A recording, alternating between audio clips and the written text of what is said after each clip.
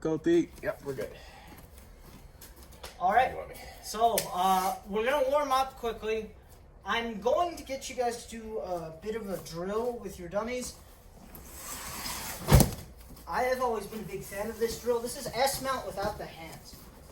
So essentially what we're going to do is we're going to start from mount with 2 knees down.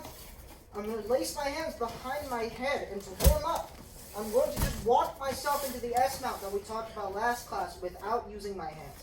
So knee comes up, leg comes around, I get to S-mount. To get back to the mount, I'm going to lean over this knee, back myself up, I can walk my knees back, right, and go back up again. 1, 2, right here, right, lean over this knee, release this other knee, come back, right, and just up and down, up and down.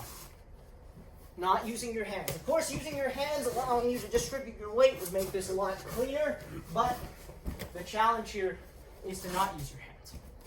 Off you go.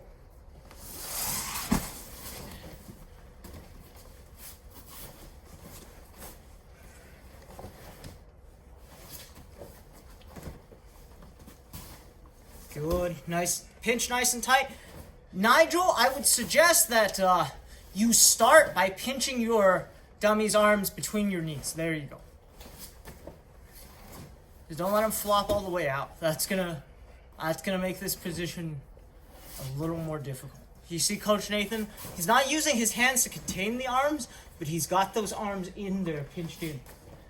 All right.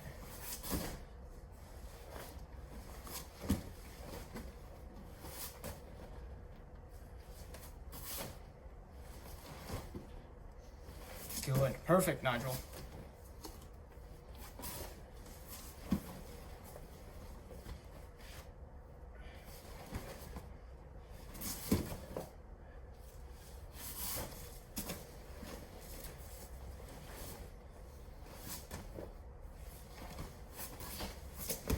Good.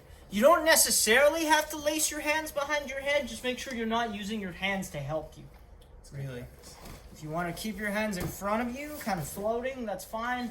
I have very little discipline, so I lace my hands behind my head when I do this. Take away the temptation.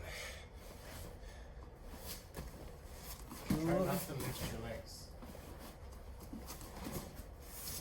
There, that's better. Not lifting your legs. Yeah, so basically what Professor Andel is asking for, that everything is like sliding. You're sliding back and forth, as opposed to lifting your So knee. the reason you're lifting your legs is because your weight isn't shifted where it should be. So right now your weight, exactly. So you need to make that leg light. Now, wait, go back. Kick your leg out in an arc. Straighten your leg and bring it around. Oh, God. Closer, but you're still lifting. But again, you're lifting because your weight is shifting and you're putting it back onto the leg you're trying to Keep it lift. over here, so I need to Sit your butt up fast. So to shift weight, focus on your head position. Yes. We talked about leaning either towards the legs to adjust that second leg. Alright, so you see how when you shifted your head over, how easy it was? Same underneath that side.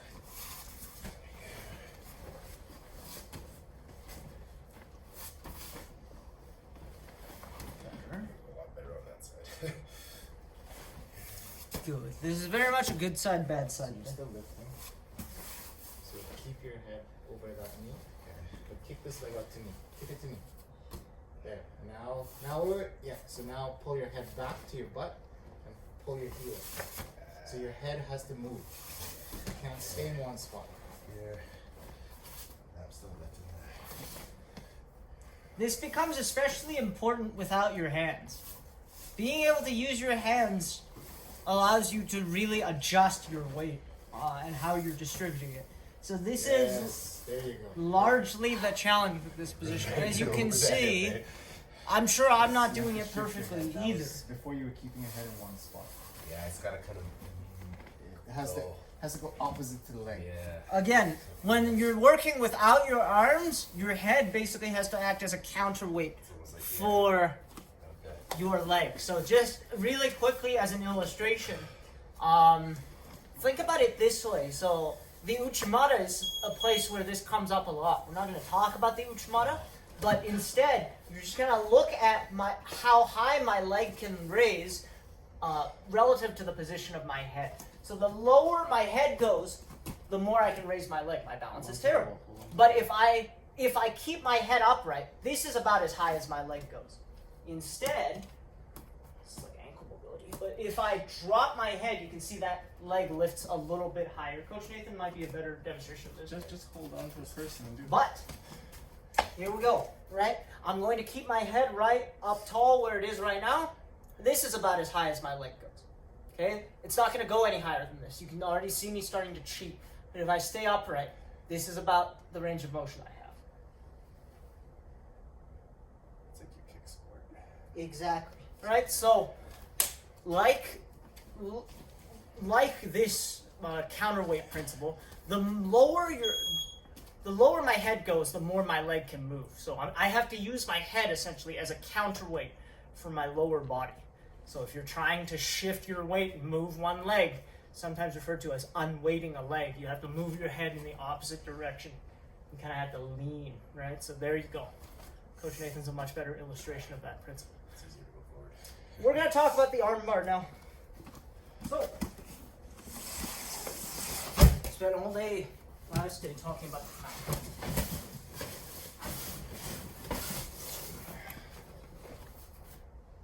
Pinning the arms. Okay, this is probably the easiest way to learn this. I'm going to drive one knee up, again, leaning over, sweeping my leg all the way around.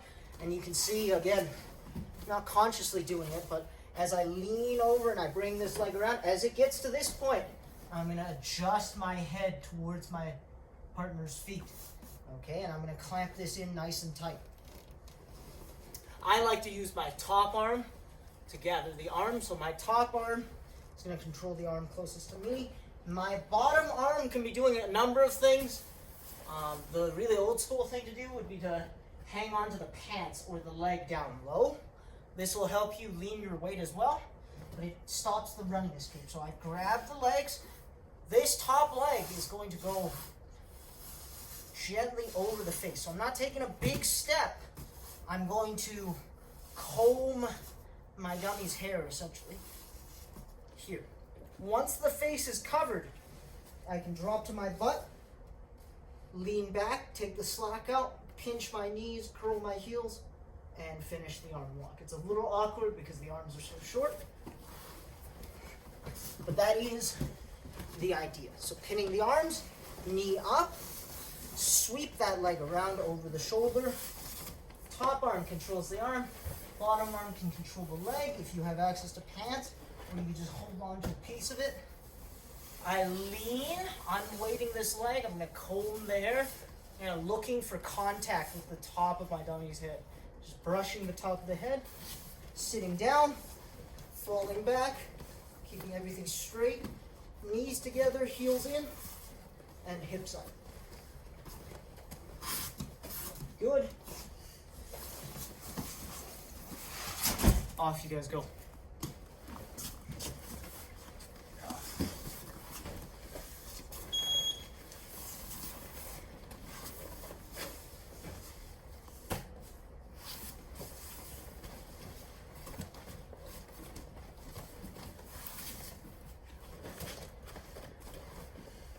Being able to involve your arms in weight distribution makes things a lot easier, but your head, you should still feel like your head has to move in order to counterbalance your lower body. Make sure we're covering the face before we fall back. I've spoken about this very specifically to a number of you.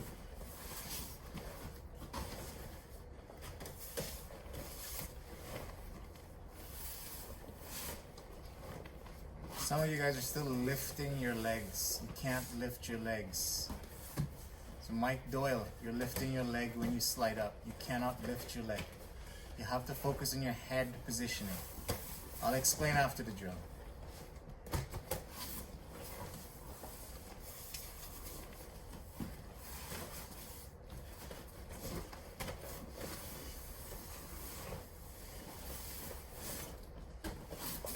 Coach Nathan's got it. It's just the head movement. soon as Head movement. yeah. As soon as you kind of Memes focus on aside. it, it makes a big difference. I don't think I even do it consciously anymore. Like my head just adjusts as it needs to. It's like you sit with your hands, it's a lot easier to connect. So you it. see, Mike, what you're doing is you're swinging your leg while your head is stationary. If you swing your leg while your head is stationary, you will end up lifting your leg. Your head and leg need to act like a pendulum. So freeze. Go ahead. Go do what you just stop. Stop. Now, what I want you to do now is swing your head back to where your leg was, and bring your leg to where your head is. Yes. There you go. It's a counterweight. I don't know how else to phrase that. No, that's It's not phrase. You just have to show it. You just have to see it over and over.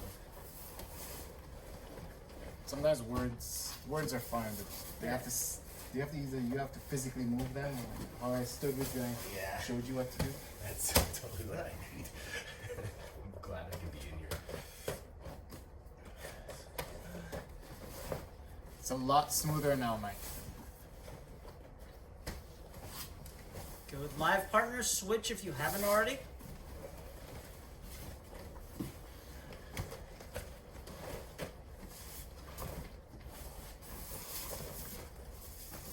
There you go, Mike.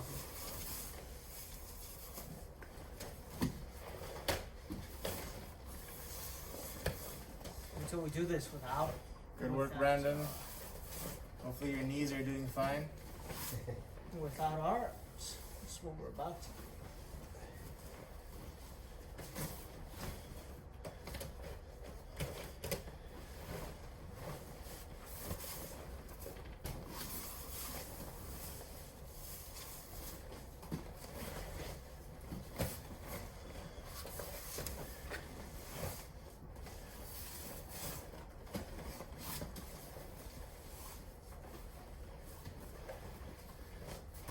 At the end of the drill, I'm going to show you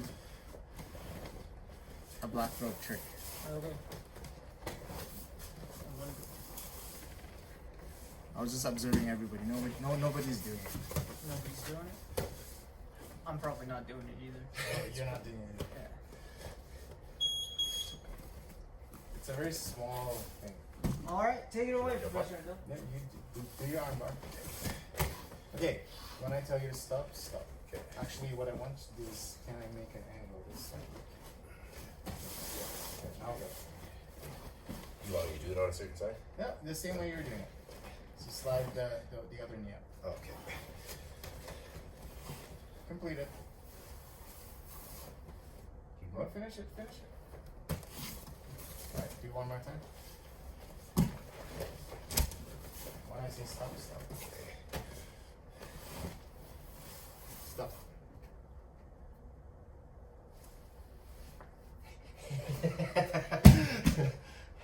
Okay. Do it again? Freeze. Alright, sorry. Finish that rotation. Get on your toes. Like, curl your toes to the ground and flare your leg out. Okay. Oh. Doesn't matter how much I push you, now I can just give it to you. You'll never fall over. Okay. So what's happening is a lot of times when we slide our legs up, but we keep our feet tucked in like Step this, down. Yeah. right? This works against people that don't know how to move and react and break, or this works against people that are smaller than you or the same size as you. When you start doing this with people that are 50, 60, 100 pounds heavier than you or bigger than you, physically bigger than you, this can become very weak and they can just knock you over, or you might just even fall over during the process. But by pushing your knee into the head and then wedging, getting onto the ball of the foot and pushing into the ground, it kind of locks you in place. Now right now Nathan is kind of at a, probably hard to see this, but he's kind of like at a 45-degree angle towards his dummy. What he needs to actually get is exactly 100, like get 90 degrees to your partner, so that your leg is almost, not almost, but it's going to be 90 degrees to your partner's head. So can you jump over a second? So when you do this, right, normally when I'm moving, I'm already on the ball of my foot. I'm not flat-footed. I'm wearing socks, you probably can't see that. So here I'm flat. My leg is flat, right? I'm actually gonna start, when I move, because I wanna push off the ground, I actually need to get on the balls of my feet anyways. So when I slide up, I'm already on the ball of my foot. It's not flat. It's not like that. It's like that, all right? And then as I set up the process, as I start to lean and get in, as I get into place, my leg will slightly start to come out so that I get this 90-degree angle, pushing in and driving in with my leg, with my toes on the ground. So now it doesn't matter if my partner pushes me, I'm good to go. How did I learn this? I was rolling with some really big people and they started pushing me over. I would stay on them, but it starts to hurt your knee when your leg is flat, when you're down like this. I already had a bad knee, so that got amplified. And then I started just keeping that wedge there, and that keeps me safe and secure. So it doesn't matter how they bridge, how they turn. One, I don't roll my ankle, and two, I don't wreck my knee. And I guess three, I keep them locked in place. So small detail, but it's huge. Yeah, I can tell you I've never done that. So Give it a try. that's brand new for me as well. So definitely a good detail. I don't know. I definitely don't do this. I think I haven't done this until black belt. Even at brown belt, I was still doing it how we were doing it before. the instep down and just sliding up. I will say it's tricky to get into the habit of being You have active to toes here. have active toes. Yeah, to get your toes active. Because I find this easier to slide when my foot is flat, right? Oh, of course. And as soon as my Yep. toes are active, And it grabs, right? It's like I almost grab. have to. So Yeah. you have to like. I feel like I have to take a little bit of a step, but You it's have to like in wrestling. It's called a knee pound, right? You kind of like knee pounding as Yeah. opposed to sliding up. I don't know. I'm gonna put some time on the clock. This can be our kind of final thing before our round, but I want to test this out as well because I don't think I've ever done this. So a couple more minutes here. Get your toes active in the ground. At the very least, guys, you can slide with your toes flat and then lift at the end to wedge it into the ground if you need to. But try to get used to, as Jack framed it, how did you say the wrestlers call it? Knee pounding. So Knee pounding. So you are lifting a bit, but remember, you can lift in this case. The first knee can actually lift. Why? Because you're pushing your weight down into your partner. yeah. But try not to lift it like, a foot off the ground. Now, when I go from here and I bring my knee up, Well, first things, the reason why you're having a hard time moving is your hands are here. You need to post one hand out. okay. So when I'm here, now should I be trying to turn this knee in right away? Yes, yes. Okay, as I go. Yes. So it's like. So actually, I gotta stop there. yeah. Let's go. If I put my hand here, I'm gonna have a hard time getting my ankle. My hand needs to go here, And makes you turn. right? So that I can cut the angle. So you guys at home, don't put your hand in front. Put it off to the side. So when you're here and you're controlling, we're used to this. This is really that's our slide. That's what we're used to. So I'm saying switch your hand. In fact, a lot of times when you're doing this, you're gonna get your chest down. So don't even do this. Like don't have your chest off your partner, because now you're just relying on your hand and his hand and who's stronger to hold. That's not what we want. So when you do your drag, get your chest down. You can put your elbow down and come up. So now look, I still have that wedge. I'm wedged in. I can come up now that I have everything pinned, and then I can start to swing my leg in and adjust at the very end so that my toes go from here to here. All right, and then I have that 90-degree angle. Still don't know if they can see that in my socks. no, I think they can see your heel lifting off the ground. I think that's enough. All right, end time. Again, interesting detail. I definitely didn't have that either.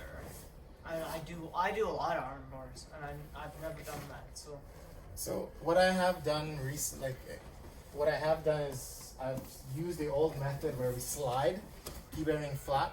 But once I'm getting ready to actually attack the armbar, I'll pick my toes up and I'll drive it into the ground. So ideally you should do it first, so that way you keep everything, you know, wedged in from the beginning. But even if you're so used to the old ways, like we are used to it, I've been doing it for 10 years the old way. When I do it like that, I'll just adjust it at the very end, because a lot of times what will happen, and again, I told you, this happened when I was working with some bigger people. So I'll do the normal transition where my foot is flat, where I'm not active toes. And then I go all the way here and I'm kind of in this position. And I realize, you know what, if he rocks back right now, my knee's gonna pop. Your knees. So this is where it actually, this didn't happen so much for holding people down. It happened, I learned it to protect my knee. Because this is my knee that I had surgery on, the knee that's bent right now. So I quickly recognized I need to turn and get active toes. And now he could push as much as he wants. And because I have active toes, because my toes are pointing into the ground, I'm using the balls of my foot, I'm fine. So rather than staying flat and rocking over here, like this, it's kind of like, we always tell people, Don't pull them directly don't backwards. pull someone back over your toes, right? Because you're gonna damage your ankles and your knees. So this was an experience in learning that, but at the same time, it helps you wedge your partner in place. So that's kind of where it comes from. So really get used to pointing that toe, not the toe, I keep saying toe, the ball of the foot into the ground. Now, if you're not used to sitting or doing things where you're like this, it's kind of hard to see that again. But there, when you're sitting like this, if you're not used to that, you'll find, I think the Gracies have a video on this. You'll see people, their toes are, the tip of their toes are pushing into the ground because they're not used to flexing their toes. That's actually, there's a flexibility part to that you may or may not have. So good practice is to sit like this for 8 hours a day while you're working. I'm just kidding. I keep it. You have to do it in Taekwondo because you got to kick with the ball of your toe all the time. So you just sit. So you're used to and that. you like Yeah, balance yeah. on it. Okay, Bounce, good. bounce, bounce, So that's a flexibility thing you're gonna have to develop with your toes, if you don't have it. It's for a long time. All For what right. it's worth, I don't think I have it either. Especially on my left foot. Like, flexibility on my left side is just generally a mess. Like, my right foot is... It looks like. My right foot feels like it's fine. Actually, you're right. Your right foot is quite flexible. The Yeah, other but one my is. left is... It's a little bit less. Yeah, but I can tell you exactly why. But, yeah, so definitely something to work on, something to think about. If you're just popping on, you missed those armbar details, you can always go back and look at the video because we'll upload it tonight. But those are some good details from Jack and myself for you guys to. I was going to do the arm, like the hands-free version of the arm bar, but not enough time today. We'll get to it eventually. But we're going to talk about, I'm just going to go right into the next class.